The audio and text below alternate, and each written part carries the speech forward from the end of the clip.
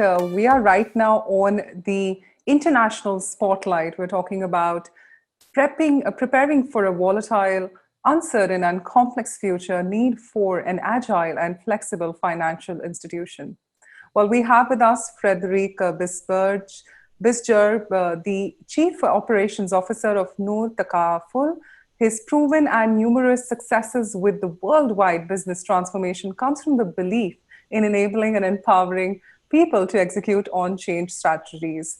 He's the Chief Operation Officer at the Noor Takaful Insurance, the second largest Takaful insurer in the UAE, and head of MENA and digital transformational specialist with the digital insurer Singapore, the world's largest digital insurance knowledge base with more than 30,000 members.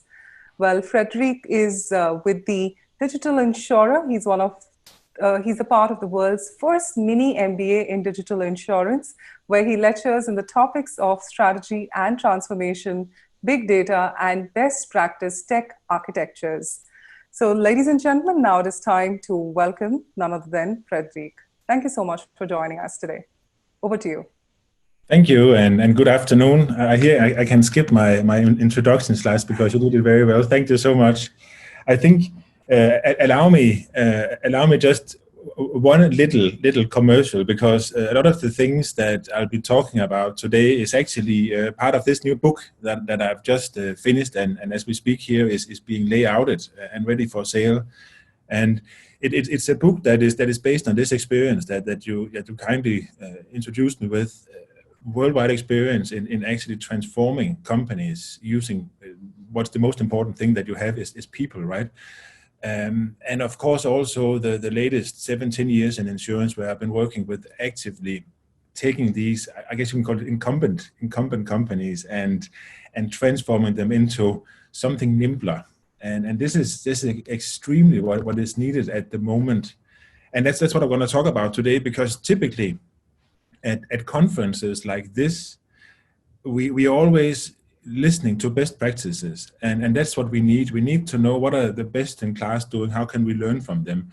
It's also my experience that when you're listening to this, you're saying, wow, this is fantastic, and this is the right way of doing it. I just heard the panel discussion just before me, and everything is it's the right way of doing things, right? But at the end of the day, also I would guess 80 or 85, if not more % of all companies, they come home and say, oh, but how do we actually do this? Because the best in class are best in class, right? Because they've done a lot of things right. And then you have the rest of us who want to do it, but when we come back home, there are so many things that are stopping us. Maybe we don't have the right angle of approach. Maybe we don't know how to start or where to start. And that's where I would like to start to come in and talk, because I think that's extremely important for the rest of us who are not best in class. So that's the topic of today. Before going there, and of course this is just stating the obvious, but I want to say it anyway.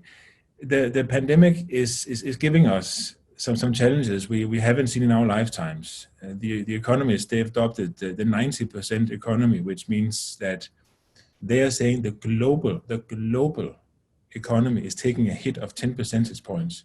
And that is extreme in just half a year. That, of course, we can already see it now, is leading to a lot of unemployment. This unemployment is again leading to, which we unfortunately also can see, unrest. So we're looking into a very, very volatile world where things are changing by the day. And at the end of the day, also, we've been forced to go virtual with the lockdowns. We're doing these conferences digitally. For the insurance companies, all of a sudden, we couldn't receive papers anymore. So we had to go online. So all these things are meaning that the world that we are looking into will change. We haven't seen the beginning of this change yet, if you ask me. So the reason I'm mentioning this is that we cannot just close our eyes and hope that this goes over, this passes by, and then after this we are back to normal and we can continue our lives as we did before. We will see a lot of aftershocks from this pandemic. And this is where it's so important for us to realize that now we have to do something to enable our companies to go with the flow, so to speak. And I know, if you allow me, I just want to show you one single slide here, which I think is which I think says or underlines what I want to say. So this slide is symbolizing how we'll see the world moving from 6 months ago and in the future. We will see that we will have these fluctuations. The markets will change, the demand will change. And if we don't create a company that is capable of fluctuating with these variations in markets, then we will go out of business. Because even if when the demand goes up, if we don't have a company that's flexible enough to increase the supplies based on the demand, then we won't be able to make the money we need. And if the company is not flexible enough to reduce the costs when the demand is decreasing, then we will just lose all the money that we just made. So it is so very important to focus on, when we create this new organization or these changes, we create it as flexible as possible. And now the question is, how do we do this? Because that's obviously not something that's very simple to do. It is a question of taking a hard look at your business operating model. This is the way that your company is doing business today, looking at the processes, looking at your operations, and then taking a look at your fixed costs, your overhead costs. And when I'm talking about overhead costs, I'm also talking about employees, because most of employees, they are on a contract. That means it's very difficult to change the number of employees in the company immediately. It takes 3 to 6 months period, and we don't have that time in the future. So when you're looking at how is our company structured today and how are we operating, then the operating model based on fixed cost and variable cost is a very, very good starting point. Take a look at your financials and say, okay, if no customers were coming in tomorrow, what costs would we still have, and for how long would we have them? And your job is actually to reduce that cost to the absolute minimum, while at the same time creating the ability to deliver what these functions are delivering, but on a flexible scale. And for me, one of the key things to do this is actually to start re-looking into outsourcing. Outsourcing was very big some 10, 15 years ago, where everybody, they had to outsource their call centers and what have you. And it is still commonly used, but today outsourcing is commonly used only for functions like the call center, for back-end operations, for data entries. What I'm proposing is, take a look at your core competences. Take a look at what is it that actually makes us stand apart or stand out in the market. This is our core competences. When I'm looking at it from an insurance perspective, and if I ask you, you most probably would say that one of our core competences is the way that we underwrite, the way that we find our prices, the way that we handle our claims. And I would say not necessarily. I would say if you're looking at a company and looking at the core competences, you have to be extremely critical, because the way that we are handling our claims or our daily operations in my world, and I know this is a little provocative, but I also feel that this is what we need at the moment to move on. This is not a core competence, because it's a simple process that if you write it down, everybody can do it. So think about your competences. What is it that you offer in the market that is truly standing out? If you are capable of defining your true core competences, which is basically what others cannot really copy within the next 2 or 3 years, I don't believe in longer time spans than this, then find a way of isolating these core competences. That could be an excellent customer service. It could be special access to data, as we've been talking about today, and the leverage of that data. That can be a core competence, because if you know how to leverage the data the right way, you can also find the right product and the right price to the right person at the right time. This is a core competence. You don't need a specific underwriting team to leverage that competence. You don't need a specific operations team to leverage that core competence. You need a data team. So in my world, this is the data team that you need to keep in-house. The rest you can actually outsource. And if you are capable of outsourcing to that extent, then another core competence is actually building up within your company. And that is the competence of orchestrating all your outsourced businesses or all your outsourced operations. The point here, and the point I wanted to make with the outsourcing is the deal that we are currently doing is per unit based pricing. And that means if the demand in our part of the world is increasing, we will simply just increase the units that we order from the outsourcing companies. And of course, we'll pay more for this. On the other hand, when we're looking at a lockdown, as we've just been through, then since we don't have any motor claims, the price of our motor claims operations would virtually be zero because we are paying per claim. And that makes us extremely flexible in the way that we are working, in the way that we are operating in the market.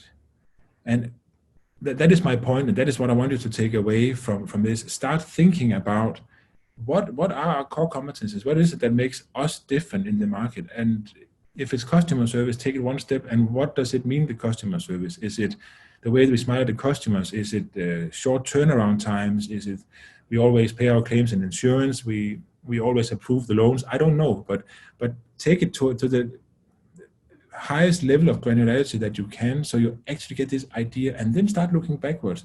What services do we not need in-house? I'm not saying here that you necessarily will do your outsourcing much cheaper. It could even be the same cost as you're having today, but you will get the benefits of the flexibility. So if you don't have that demand, you don't have to pay for it. Today, if you have, just to continue on the motor claims example, if we have a team of 50 motor claims people sitting and there are no motor claims, then I still have the cost of 50 motor claims people sitting. But if it's outsourced, I have no cost. And that's the line of thought that you have to think of. So how do you go about and do this? Apart from thinking about your core competencies, it's also a question of looking at the processes that you have internally. And you can call this digital transformation, you can call it many things. I just like to call it process optimization, because that's what it is. And if you do a lot of process optimizations in a row, in a series of exercises, and you digitize them, then all of a sudden you have digitally transformed your company. So to me, digital transformation is not as much this groundbreaking thing where you break down the company and you build it up again. It's more a series of process optimizations and the digitizations, and it's important that you approach this the right way. And this is where we also come back to people, because I'm certain most of you listening to this, you will agree that in your organization you're most likely split into divisions or silos. One silo is responsible for small and medium-sized enterprises. One silo is responsible for large companies, and one for consumers. And these silos does not necessarily talk together because they have their own profit and loss responsibility. They have their own, dare I say, kingdoms where the manager, he wants to or she wants to defend this because this is my turf, right? And if you look at it from a process perspective, these three pillars, for example, would most likely use 70% of the same processes. But they don't do this because the business units, they don't talk together. When you start looking at outsourcing, when you start looking at process optimization, you have to start looking at cross-functional processes. You have to look at, okay, what processes are we actually using that are the same or could be the same, in the sense that if you just tweak the things a little, then you would have a unified process across all your business units. And then you're starting to build something that is much, much simpler. And at the end of the day, if you build a process that 3 or 4 units can use, and you can digitize this, either you can fully automate it using digitization, and then you don't have to worry about the fixed costs anymore because it's automated, or you can describe this process to an extent where you can actually just give it as a request for proposal to an outsourcing company and see what would it cost for you to do this. And this is your starting point. Because if you think that you have to do everything at once, then you're not going to go anywhere. And the companies who who think they have to transform and change their whole organization in one go. Those are the ones you read about when you read the statistics, that 70 to 75% of all transformation projects, they fail because they start and try to do everything at once. If you start doing this one process at a time, this could be an LPO issuing process, which all 3 units will be using, then you will slowly start to change the organization. You will slowly start to change the mindset on how you're working, and through that you would gradually be able to transform the organization. But you'll do it in a way where I would say almost everybody can start with you, because you're not doing these insane transformation. You're just doing a small transformation, and when that works, people will see it works and they'll be happy because it's easy, it made their lives easier, and then they will be more inclined to help you working on to the next step. And of course, it is not simple, right? Because at the end of the day, we are dealing with humans, and when we are starting to change processes, when we are starting to look at outsourcing, doing things differently from what we did yesterday, we are also asking humans to change. And if there's something that we don't like, then it's change. Actually, humans, we hate change. So, and there are many reasons. Some of the reasons are personal in the sense that if you're the business unit leader and you're used to being paid for how well your business unit is proceeding and doing, then all of a sudden, if some person they're coming and want to interfere with your business unit, remember that I said if you're starting to change these cross-unit processes, then in order to do so, you would actually start interfering with that specific business unit. And that manager of this business unit will not like this, because all of a sudden, from a personal perspective, his or her kingdom or personal power is threatened because somebody else is coming and starting to interfere with the silo or the business unit. On the other hand, the same person might be worried about the incentives or the bonus paid out, because if he or she is no longer in full control of the business unit, how can they be in control of the results being generated? So there are so many things that you have to take into consideration when you start changing. I also believe if you are aware of these risks, then you can also mitigate them. If you are aware that when I start this change process, then a leader A, B, or C, they will be reluctant to change because they will feel we take power away from them, or they will be worried about their bonus. If you're aware of this, then you can align expectations from the very beginning. You can have their managers talk to them about, okay, how's the new world going to look, and how can we secure that you get your bonus anyway, and why is it that we don't take power away from you but actually enable you to deliver more and better with this new process? This is some of the things that you have to be aware of. And another thing is that when you start looking at these silos, these business units, if they're doing well, and many of them are still doing well, even though we have the pandemic isolated, they're doing well. So they don't have this sense of urgency. Why would we change? Things are doing well. I can tell you from the insurance perspective, the first 4, 5, 6 months of this pandemic, of course, we can see the market changes, but there's many of our lines of business that has not yet been affected very much, because people, they need insurance to keep their businesses running. Now, when the businesses are starting to go out of business, which unfortunately they are, these insurances will not be renewed, but we will only feel this at the time of renewal. So if you look at it from an insurance perspective, then the business leaders who had these SME insurance products, for example, they wouldn't feel this pandemic before around now and going forward. So until now, they could have been inclined to say, well, we don't see any problem, so why would we change? And this is also where you have to be aware of this, and you have to be aware of this objection and prepare to handling it. Maybe the pandemic is a bad example, because I hope everybody understands how important it is to start changing. But then again, you probably need to prepare some kind of scenarios where you're showing the people, saying, if you don't do anything, this is where we're going. So now we have to change. There is also in the humans, when you start doing this, a lack of talent. Honestly, there are not many people in the realm of transformation excellence especially when we're looking at digital transformation excellence. There are not many people who knows how to do this, who have experience in this. So even though a company is sitting and saying, yeah, we need to do these things, and I agree with you, Frederik, we have to do it, because they don't have the talent, it's also very difficult to get started doing it.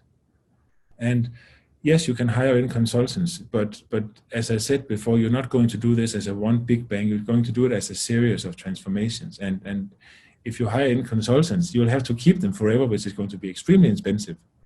So if you hire in consultants, you have to make sure that a part of their engagements is actually training your team to take over at some point. So you can create this internal center of excellence in process optimization and transformation.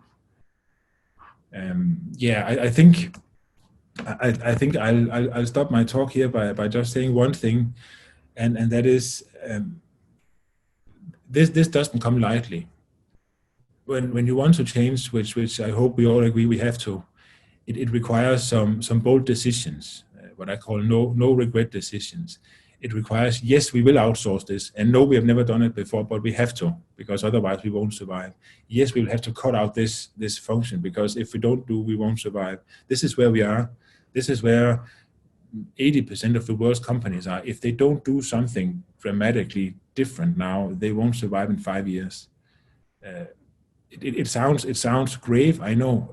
This is my firm belief. Whenever I talk to my peers, whenever I talk to the people that I'm, the managers that I know, the executive forums that I'm part of, people are worried about the next 5 years, and especially if they don't have this capability of changing. So my last words would be, this is something that has to be done. It's a very tough decision. We have to change things we don't like to change. It has to be done, because in 5 years, otherwise we won't have the company. We won't be able to recognize the company that we're sitting in today. That was a 10-15 minute speed talk about how I see a way of approaching change. It's about rethinking your core competences and seeing to what extent you can eliminate or outsource everything that is not a core competence. So you create this flexible operating model, so you enable your company to follow up and down the fluctuations in the market, so you don't lose too much money when the market goes down, and you can actually keep up with the increase in demand when they will go up, because they will go up. But right now, I think they'll go up and they'll go down a lot over the next couple of years, and we just have to be prepared for that. Thank you very much. Thank you. Thank you so much, Frederik. It's always a great pleasure to interact with you and engage with you. And thank you so much for being a part of this incredible show today.